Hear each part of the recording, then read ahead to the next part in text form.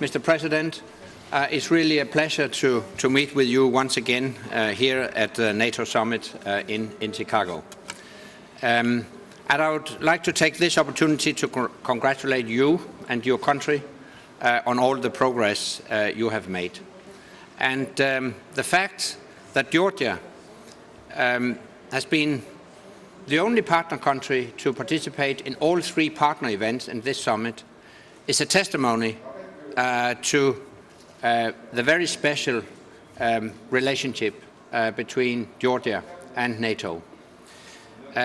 We wanted to acknowledge that Georgia is one of the major contributors to our operation in Afghanistan.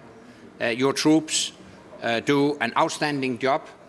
We appreciate your contribution. It's a strong testament to your commitment to the transatlantic alliance and to international peace and security. We also wanted to acknowledge the significant progress you have made in the domestic reform process, which takes place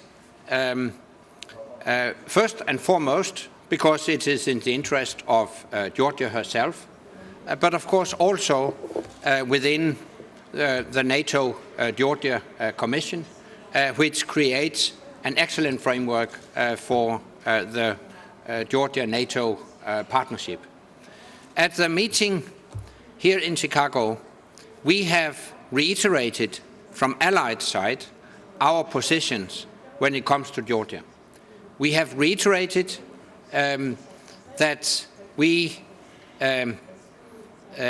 want to see full respect for Georgia's sovereignty and territorial integrity within her internationally recognized borders.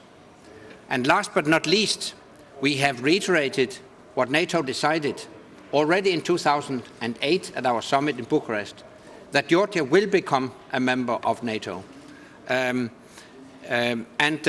We are pleased to see the progress you have already achieved, and we are pleased to continue assisting you in that important reform progress. Well, Mr. Secretary General, first of all, let me congratulate you on this incredibly successful summit. I mean, I've been already to several NATO summits in my rather long political career, and I can tell you that from my point of view, every summit was special, but this one was the most coherent, the most concentrated, the most successful, and the most the open-minded one in terms of from our own perspective, which I've ever been to. And I've never ever, at least in my recent times, seen such a unity around the issues. And that's extremely important from our standpoint, because what we see is that NATO is the powerful motivator, not only in terms of security, but in terms, as you mentioned, of reforms, of changes, of our own development. Our nation is committed to NATO. Our nation believes that it should be, according to all the polls, and it's not poll data, it's not what I believe in, but what they believe in, should be contributor to net contribute to security, not just consumers. And what I noticed, and you rightly said it, we were the only nation, rightly so, only nation that was present in all formats here, besides being the only non-allied nation. That's a very special privilege.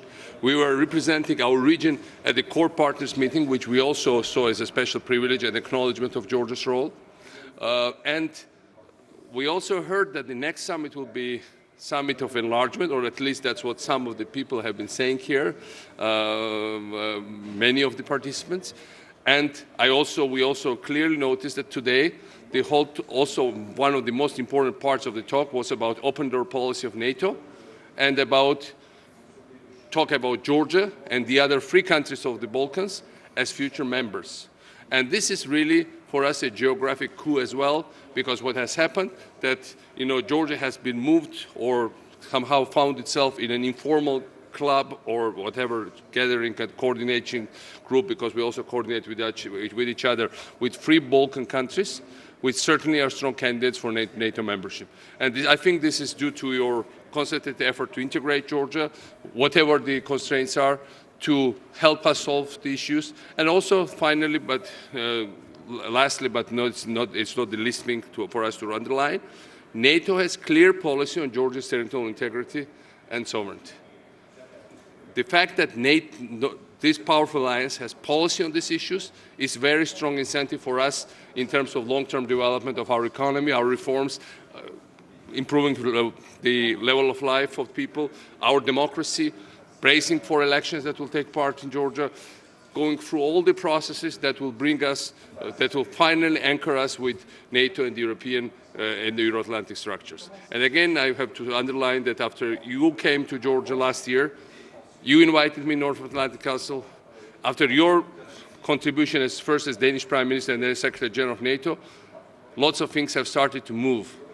And that makes me to leave Chicago with amazingly upbeat mood. And thank you again for this great opportunity to be here with you.